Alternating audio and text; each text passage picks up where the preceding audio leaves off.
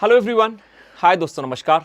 स्वागत करता हूं आपका डेवलपिंग सक्सेस यूट्यूब चैनल पर। मैं हूं आपका दोस्त और होस्ट पार्थ। आइए स्टार्ट करते हैं आज की इस क्लास को पूरे मस्ती के साथ।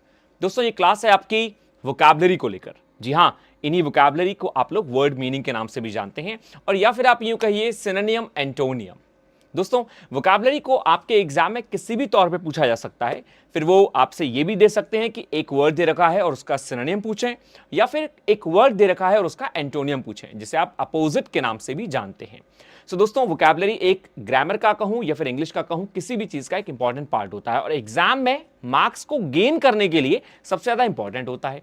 तो इसीलिए आइए स्टार्ट करते हैं वोकैबुलरी की क्लास को। पिछली कुछ क्लासें जो हमारी हो चुकी हैं, if you haven't gone through with them, तो प्लीज उनको एक बार जरूर देख लें।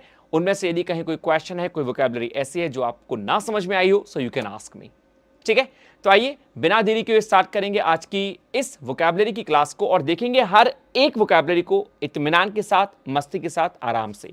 एक कॉपी एक पेन लेके जरूर बैठिएगा। यदि कहीं कोई क्वेश्चन है जो आपको मुझसे पूछना है तो आप मस्ती से पूछिएगा, और वीडियो को लाइक और इसको शेयर जरूर करें, और साथ ही साथ चैनल को सब्सक्राइब भी करें।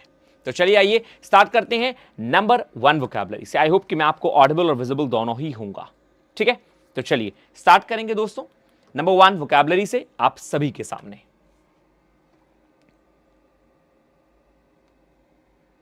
चलिए, तो number 1, this one is a pen here. Fine, it's working. I should change the colour. Okay, number 1 is curtail. आप सभी को यहां पे दिख रहा होगा आराम से। Number 1 is cartel. कर्टेल दोस्तों, आप यहां पे देखेंगे हर एक वोकैबुलरी के बाद जब भी एक वर्ड ब्रैकेट में दे रखा है तो ये वर्ड जो है ये डिनोट करता है कि ग्रामेटिकल चीज में, ग्रामेटिकल पार्ट ऑफ स्पीच में क्या है। जैसे यहां पे वी है तो इट मींस कर्टेल एक वर्ब का काम करता है। यहां पे एन होगा तो ये नाउन का काम करेगा। यहां पे एडीजे लिखा होगा तो एडजेक्टिव का काम करेगा। क्योंकि एग्जाम में कभी कभी आपसे, खासकर यदि मैं डिफेंस की बात करूं या फिर बैंक एसएससी की बात करूं, तो इनमें तो नहीं, लेकिन जो बीएड के एग्जाम होते हैं, सीटेट, इन सब के एग्जाम में आपसे पूछा जाता है कि ये वर्ड क्या काम कर रहा है। तो पार्ट ऑफ स्पीच जब पूछी जाती है तो हमें आना चाहिए ये वर्ब, ये वर्ड जो है ये वर्ब है, एडजेक्टिव है, एडवर्ब है, नाउन है, ये क्या है। So therefore I am gonna make you understand each and everything clear over here. ठीक है, सो कर्टेल जो है वो दोस्तों एक वर्ब का काम करता है। पहले आप ये ध्यान रखिए, इसका मतलब होता है कम करना। The right meaning of cartel is come करना, और इसी कम को आप कहते हैं रिड्यूस इन एक्सटेंट और क्वांटिटी। किसी भी चीज की मात्रा को या क्वांटिटी को रिड्यूस कर देना। आप इसको लेसन, यहां पे खैर सिनोनिम दे रखे हैं, तो इसका मतलब क्या हो गया कर्टेल का, कम करने से। सिनोनिम मींस इसके और भी कई वर्ड्स होते हैं जो इनकी तरह यूज किए जाते हैं। उनमें कौन कौन से हैं? डिक्रीज मतलब कम करना, लेसन मींस कम करना, diminish, slim down, Titan up या रिट्रेंच। इन सभी का मतलब होता है कम करने से। क्या मतलब होता है दोस्तों इन सब का? इन सब का मतलब होता है कम करना। और इसका यदि एंटोनियम की बात करें तो एंटोनियम हो गया इसका इंक्रीज या लेंथन।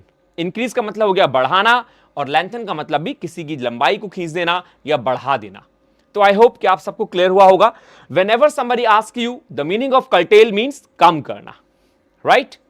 Number next, interim. हाल फिलहाल में वोटिंग का सीजन चल रहा है, पॉलिटिक गहमा गहमी चल रही है, तो ये वर्ड आपने बहुत सुना होगा। बजट आया था, इंट्रिम बजट। तो इंट्रिम का मीनिंग क्या होता है उसमें? तो सबसे पहले पार्ट ऑफ स्पीच में दोस्तों इंट्रिम एक नाउन होता है, आप पहले ये समझ लें। एन लगा है तो मतलब ये नाउन का काम करेगा। अब इंट्रिम का मतलब होता है द इंटरवेनिंग टाइम, एक ऐसा टाइम जो कि बीच का है। ना आप यहां ना वहां, आप दोनों जगह नहीं रह सकते, तो आप एक बीच का कुछ अपनाते हैं, कोई रूप लाते हैं, वही कहलाता है इंट्रिम।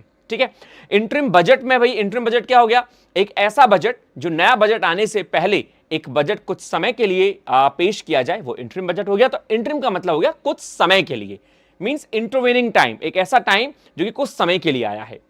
सिनोनिम के तौर पे आप कह सकते हैं मीन टाइम, ठीक है, मीनवाइल, इंटरवल, इंटरल्यूड या इंट्रेगनम, ये सभी कहलाते हैं इंट्रिम के सिनोनिम।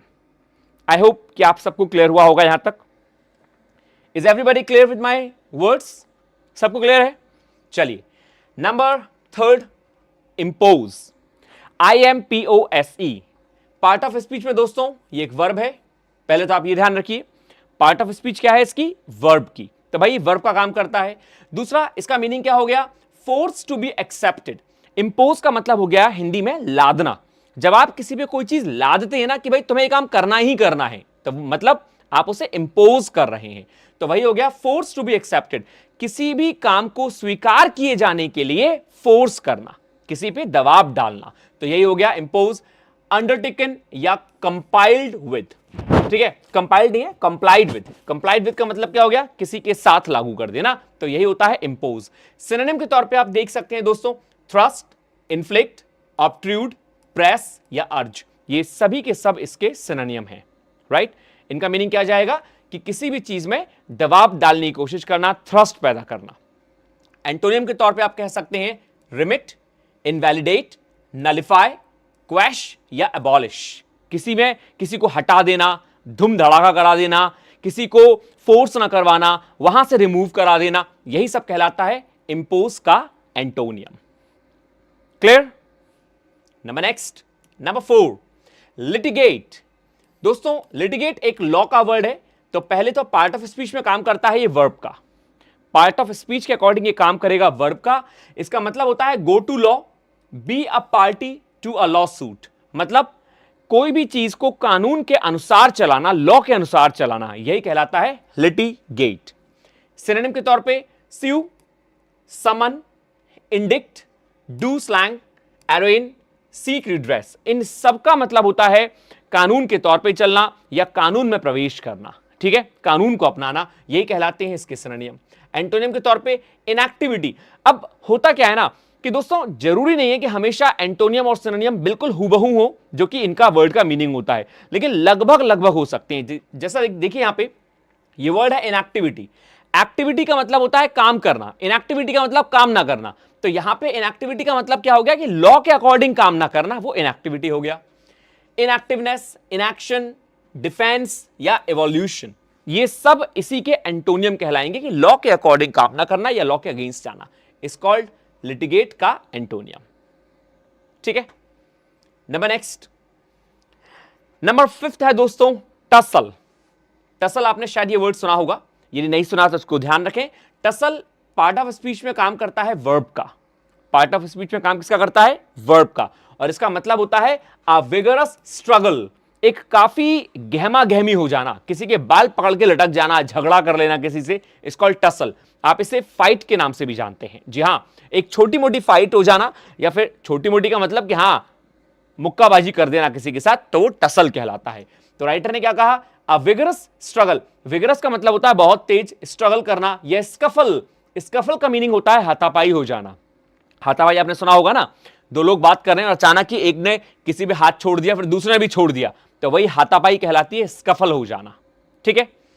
सिनोनिम के तौर पे आप कह सकते हैं स्क्रिमिश, मतलब एक विवाद हो जाना, फाइट हो जाना। ब्रॉल, स्क्रिमेज, स्क्रैम्बल या स्क्रम, इन सब का मतलब होता है फाइट हो जाना, लड़ मरना किसी से बिल्कुल ही दू और दू हो जाना, इज कॉल्ड टसल।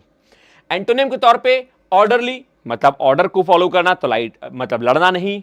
या फिर non operational, right, make peace, defend, इन सब का मतलब हो गया कि ऑर्डर को फॉलो करना, शांति बनाए रखना, बिल्कुल ना लड़ना। मतलब स्क्रिमिश का एंटोनियम हो गया, टसल का एंटोनियम हो गया। जब आप लड़ते हैं तो आप फाइट हैं, जब आप नॉन ऑपरेशनल हैं मतलब आप फाइट में नहीं हैं, आप एक्शन में नहीं हैं, तो वो नॉन ऑपरेशनल हो गया। ऑर्डर को फॉलो कर रहे हैं, तो ऑर्डर को फॉलो कर रहे हैं मतलब ना लड़ने के ऑर्डर को, तो ये एंटोनियम हो गए। नंबर 6 दोस्तों regime, REGIME, part of speech इसका नाउन है, रेजिम का। A government especially an authoritarian one.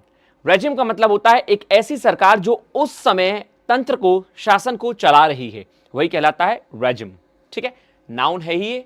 Synonym के तौर पे आप कह सकते हैं reign, dominion, sovereignty, jurisdiction, authority या कंट्रोल, ये सब इसके सिनोनिम है। एंटोनियम के तौर पे अनसिस्टमैटिसिटी, डिसऑर्गेनाइजेशन, लॉलेसनेस, अनरूलीनेस, जहां रूल नहीं है, जहां सिस्टम नहीं है, जहां ऑर्गेनाइजेशन काम नहीं कर रही, लॉ काम नहीं कर रहा, सो ये इसके एंटोनिम हो गए रेजिम के।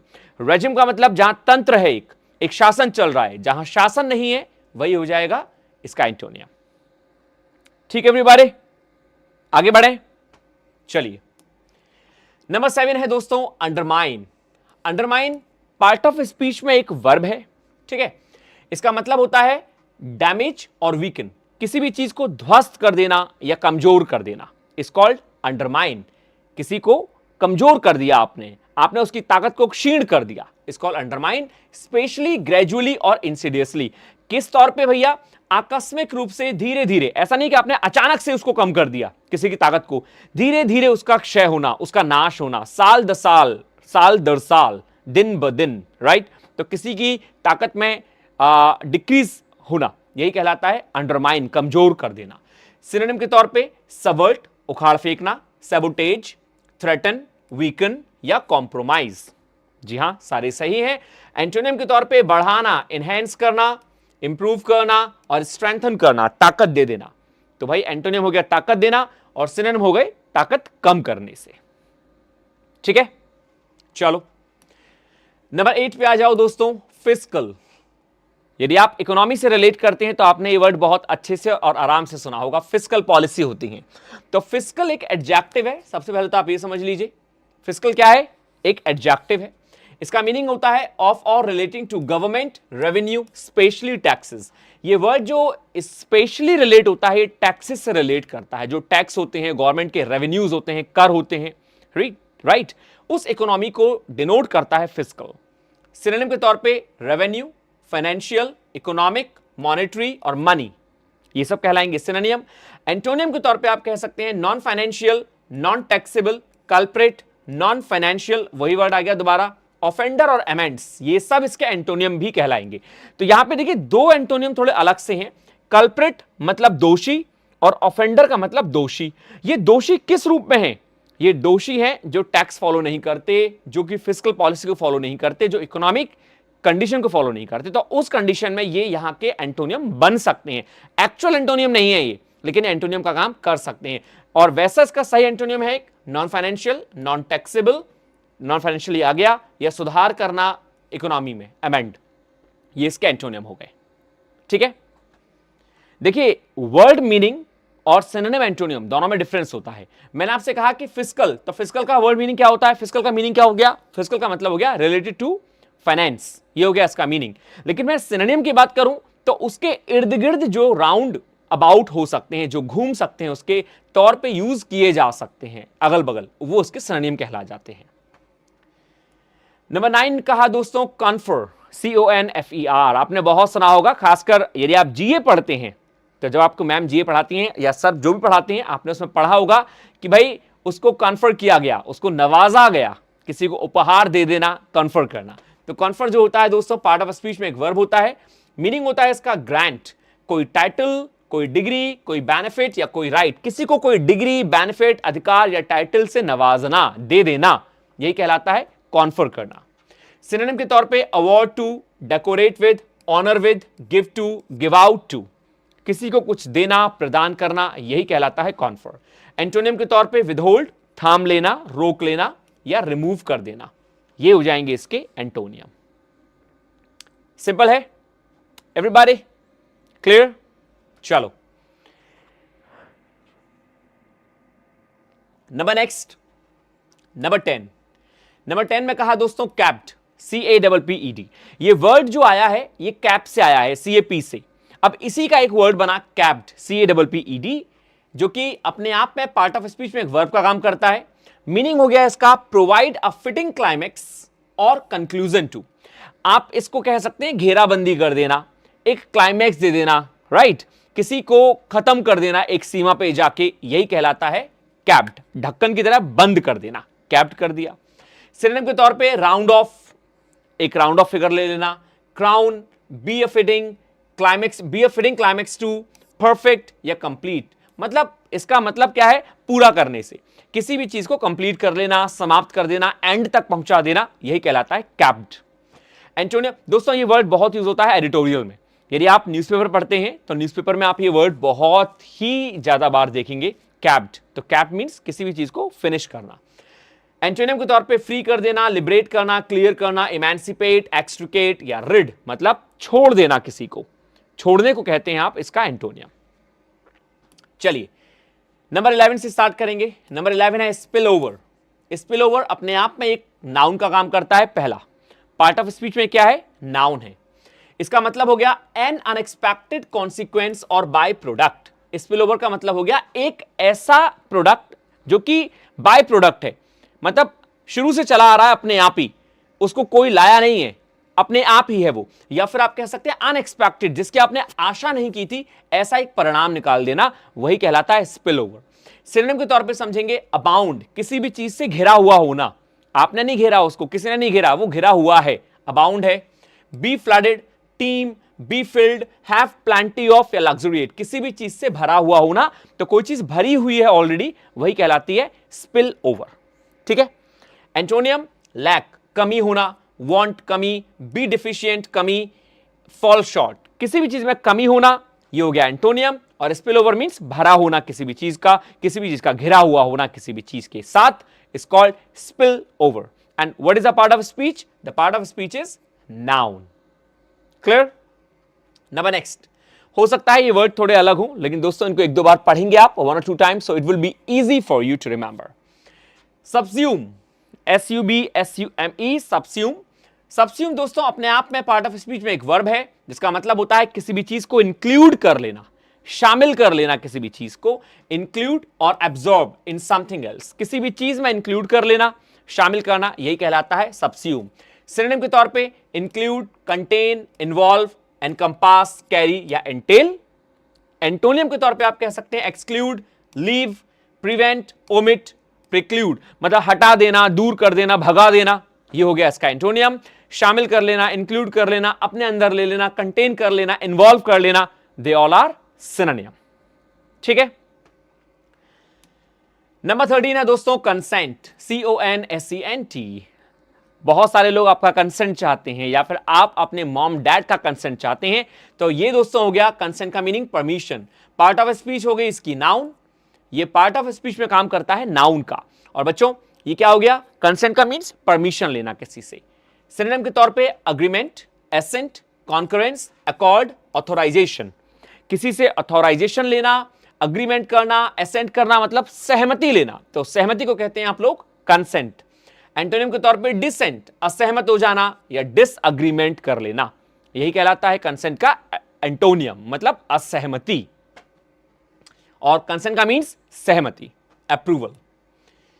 14 है दोस्तों ऑब्लिगेशन। कोई भी वर्ड जब TION पे होता है तो वो हमेशा नाउन होता है। तो पहले तो आप ये समझ लीजिए TION वाले वर्ड हमेशा नाउन होते हैं।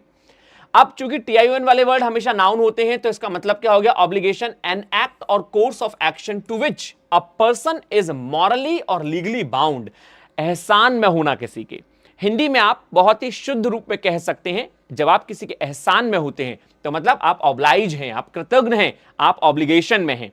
तो ऑब्लिगेशन का मतलब क्या हो गया? एक ऐसा एक्शन या एक ऐसा कोर्स ऑफ एक्शन जिसमें टू विच अ पर्सन, एक व्यक्ति मॉरली और लीगली बाउंड है, मतलब या तो वो नैतिकता के रूप में या कानूनी तौर पे बाउंड है, घिरा हुआ है किसी भी चीज से, तो एहसानमंद होना, यही होता है ऑब्लिगेशन। सिनोनिम के तौर पे commitment, responsibility, moral imperative, function, task या जॉब। तो मतलब आप किसी भी चीज से घिरे हुए हैं, कोई आपको जॉब प्रदान की गई है, उसे आपको कंप्लीट करना है, आप कमिटेड हैं किसी भी चीज को लेके, मींस ऑब्लिगेशन है। एंटोनियम नेग्लिजेंस, लापरवाही, नॉन कमिटमेंट, केयरलेसनेस, फ्लिपेंसी या अनरिलायबिलिटी, जब आप विश्वास योग्य नहीं है, नॉन कंप्लायंस हैं, फ्री हैं, कोई आप पे विश्वास नहीं करता, आपके पास कोई काम नहीं है, ये सब इसके एंटोनियम हो गए। सिंपल है। I hope that everybody is getting my point. सबको क्लियर हो रहा है ना? चलो दोस्तों कमेंट पे जरूर बताइएगा मुझे कि आपको कैसा लग रहा है, समझ में आ रहा है या नहीं आ रहा, और हर एक वर्ड आप लर्न करते चलें साथ ही साथ। 15 है दोस्तों लॉ का वर्ड है फेडरल, पॉलिटी वर्ड है, और ये आपने पॉलिटिक्स में बहुत सुना होगा। फेडरल, फेडरल अपने आप में एक एडजेक्टिव होता है, इसका मीनिंग होता है हैविंग और relating to a system of government in which several states form a unity but remain independent in internal affairs। देखिए ये वर्ड होता क्या है, फेडरल क्या होता है? फेडरल एक ऐसी ऑर्गेनाइजेशन होती है जो कि सरकार के द्वारा बनती है, मतलब जहां स्टेट गवर्नमेंट और यूनियन गवर्नमेंट या फिर बहुत सारी स्टेट गवर्नमेंट मिलके आपस में एक सुलह कर लेती हैं और एक गवर्नमेंट फॉर्म कर लेती हैं। लेकिन जब उनके इंटरनल अफेयर्स की बात होती है तो अपने इंटरनल अफेयर्स के अंदर वो अपना अपना ध्यान देते हैं, लेकिन बाकी अपना एक क्या कर लेते हैं, यदि हम बात करें अपनी एक गवर्नमेंट फॉर्म कर लेते हैं, दोनों सरकार है मिलके, ठीक है। जब यूनियन गवर्नमेंट और स्टेट गवर्नमेंट मिलकर एक सरकार तैयार कर ले, वही कहलाता है फेडरल, ठीक है। तो सिनोनिम के तौर पे Confederate, federated, federative, combined, allied या यूनाइटेड, वही कॉम्बिनेशन हो जाना।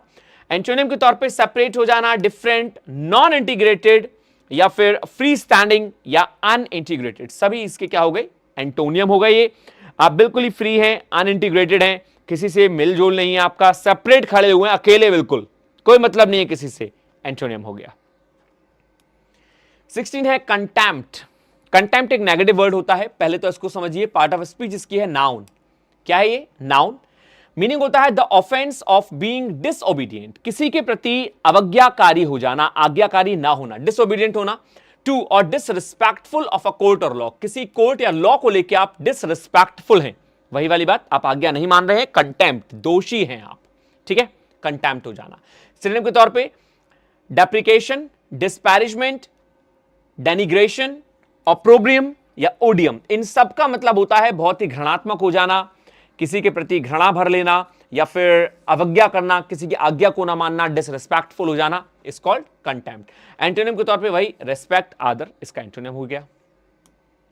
17 है दोस्तों एपेक्स, बहुत ही परफेक्ट सिंपल वर्ड है, बहुत यूज होने वाला। एपेक्स कोर्ट आपने सुना होगा, यदि आप वही न्यूज़पेपर पढ़ते हैं तो एपेक्स कोर्ट कहलाती है।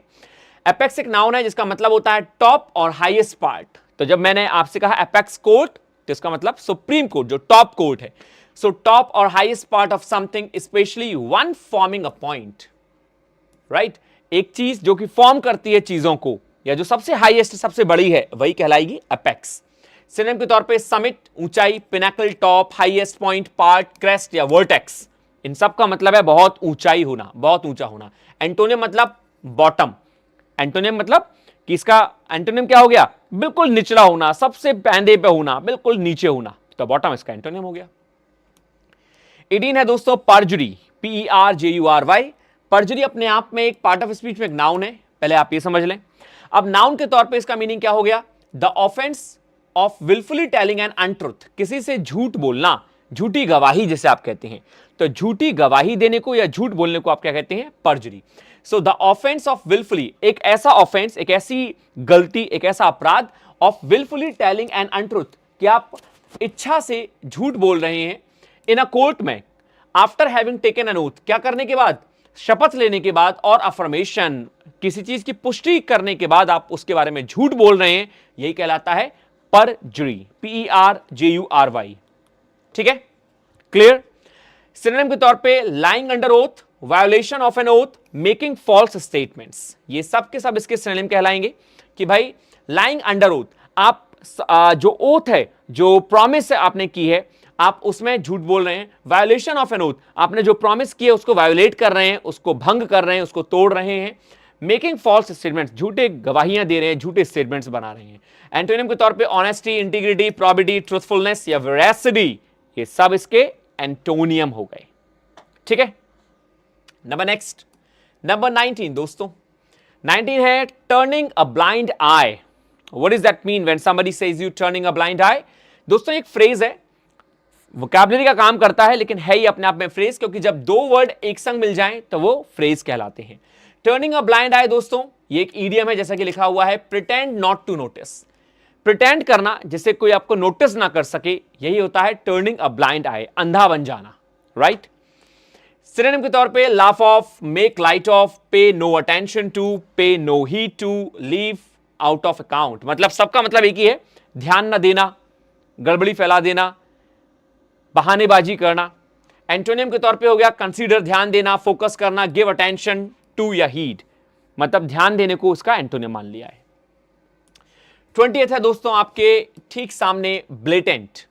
ब्लेटेंट पार्ट ऑफ स्पीच में एक एडजेक्टिव है जिसका मीनिंग होता है open and unashamed, flagrant. Open and unashamed का मतलब क्या हो गया, मतलब नेकेड, बिल्कुल जैसा है सामने होना, साफ साफ, कोई लौंग लपेट ना होना, यही कहलाता है ओपन एंड अनअशेम्ड, बिना किसी शर्म के। सिनोनिम के तौर पे फ्लैग्रेंट, बिल्कुल धड़कता हुआ, जलता हुआ, ग्लेरिंग, ऑब्वियस, स्पष्ट, अनडिस्गाइज्ड, जिसका कोई बहरूपिया ना हो, बिल्कुल स्पष्ट हो, बिल्कुल ही उघड़ा हुआ हो, साफ हो, अनकंसील्ड, जो छुपा हुआ ना हो। एंटोनियम क्या हो गया? इनकॉन्स्पिक्यूअस या सब्टल, बहुत ही सूक्ष्म होना, या इनकॉन्स्पिक्यूअस, स्पष्ट ना होना। ठीक है। 21 दोस्तों, क्या हो गया इसको? I think it got hanged. Just a second guys.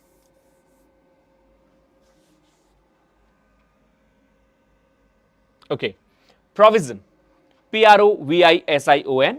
Provision अपने आप में पार्ट ऑफ स्पीच में एक नाउन होता है जिसका मीनिंग होता है द एक्शन ऑफ प्रोवाइडिंग और सप्लाइंग। एक ऐसा एक्शन कुछ प्रोवाइड करने का या सप्लाई करने का प्रोविजन। आपने प्रोविजन स्टोर सुने होंगे, कोई भी चीज को प्रोवाइड कराने के लिए, सप्लाई करने के लिए स्टोर बनाए जाते हैं। तो प्रोविजन का मतलब होता है नाउन के तौर पे कोई एक्शन प्रोवाइड कराने के लिए, सप्लाई करने के लिए। सिनोनिम के तौर पे क्या हो गया? परविंग, डिलीवरी, फर्निशिंग, इक्विपिंग या गिविंग, मतलब वही देना, फर्निश करना, किसी भी चीज को प्रदान करना। एंटोनियम डिप्लीट, खाली करना, ड्रेनेज, ड्विंडल, एक्सपेंडिचर, एग्जॉशन या वीकनिंग, कमजोर करना, खाली कर देना, कम करना, इसके एंटोनियम हो गए। 22 है दोस्तों, ऑसेज। ऑसेज पार्ट ऑफ स्पीच में एक वर्ब है, मीनिंग होता है सेटिस्फाई करना। वैसे तो ऑसेज का मतलब कम भी होता है, कम करने से, लेकिन आप इसको सेटिस्फाई के नाम से ले सकते हैं। एन एपिटाइट और डिजायर, किसी की एपिटाइट, भूख को या किसी की इच्छा को सेटिस्फाई कर देना, यही कहलाता है ऑसेज। सिनोनिम के तौर पे रिलीव, ईज, एलिविएट, सूद, मिटिगेट, डैम्पन, ये सब इसके सिनोनिम कहलाएंगे। एंटोनियम एग्रावेट, बढ़ाना, बढ़ाने को बोलते हैं एग्रावेट, मतलब किसी भी चीज को उकसाना, लेकिन ऑसेज मतलब कम करना। 23 है दोस्तों, क्रिटिक। आपने सुना होगा क्रिटिक बुलाए जाते हैं। क्रिटिक एक नाउन है पार्ट ऑफ स्पीच में जिसका मीनिंग होता है a person who expresses an unfavourable opinion of something. एक व्यक्ति जो किसी भी चीज के बारे में अनफेवरेबल ओपिनियन देता है, एक ऐसी ओपिनियन जो किसी के फेवर में नहीं होती, राइट, वही होता है क्रिटिक, मतलब कटाक्ष करने वाला। सिनोनिम के तौर पे डिस्पैरेजर, जो घृणात्मक फीलिंग दिखाए, डेनिग्रेटर, डेप्रिकेटर या बीलिटलर। तो भाई सभी के मीनिंग एक ही हैं, किसी को घृणा शो करना या फिर किसी के प्रति उदासीनता दिखाना, नेगेटिविटी दिखाना, तो वही कहलाता है क्रिटिक। एंटोनियम कॉम्प्लीमेंटर, प्रेजर, सपोर्टर और प्रोपोनेंट। तो अब सोचो, जो सपोर्ट नहीं करता वही क्रिटिक है, जो सपोर्ट कर रहा है वो एंटोनियम हो गया इसका। ठीक है, क्लियर है सबको यहां तक? आइए 24 क्या कहा दोस्तों? 24 ने कहा मैलिशियस। मैलिशियस अपने आप में एक एडजेक्टिव है पार्ट ऑफ स्पीच में, सबसे पहला। और जब ये एडजेक्टिव है तो इसका मतलब क्या हो गया? Characterised by malice. तो मैलिस एक नेगेटिव वर्ड होता है और उसका मतलब होता है घृणा अपने अंदर होना किसी के प्रति। नेगेटिव वर्ड आज बहुत है। मैलिस का मतलब क्या हो गया? दुर्गंध होना या किसी के प्रति घृणा होना, घृणा का भाव होना। सो मैलिशियस मतलब क्या हो गया? घृणात्मक। और कैरेक्टराइज्ड बाय मैलिस, कैरेक्टराइज्ड होना, मैलिस मतलब बहुत ही घृणा के द्वारा। इंटेंडिंग और इंटेंडेड टू डू हार्म, एक इंटेंशन होना किसी को हार्म करने की, कि भाई उसका बुरा चाहना, वही कहलाता है मैलिस, मैलिशियस। सिनोनिम स्पाइटफुल, घृणात्मक, malevolent, hostile, bitter, venomous. Venom का मतलब होता है जहर और वेनमस जहरीला, पॉइजनस। एंटोनियम के तौर पे बेनिवोलेंट, बहुत ज्यादा हृदय से किसी का आदर करना, सम्मान करना, और कहते हैं ना, एक वर्ड में भूल रहा हूं बेनिवोलेंट का, उदार, बहुत उदार होना, ये इसका एंटोनियम। एंड द लास्ट दोस्तों आज के लिए 25, one and only, robust. Adjective है रोबस्ट पार्ट ऑफ स्पीच में। स्टर्डी और रेसिलिएंट, बहुत ज्यादा हट्टा तगड़ा होना, बहुत ज्यादा तगड़ा होना, कहते हैं ना वो रॉक की तरह, चट्टान, राइट, यही कहलाता है रोबस्ट, बहुत ज्यादा हट्टा तगड़ा।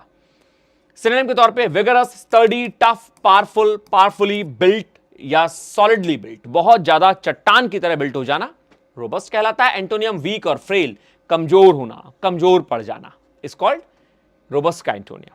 ठीक है, सो ये थे दोस्तों आज की क्लास के कुछ वोकैबुलरी। मैं आशा करता हूं कि आप सबको बहुत अच्छे से समझ में आए होंगे।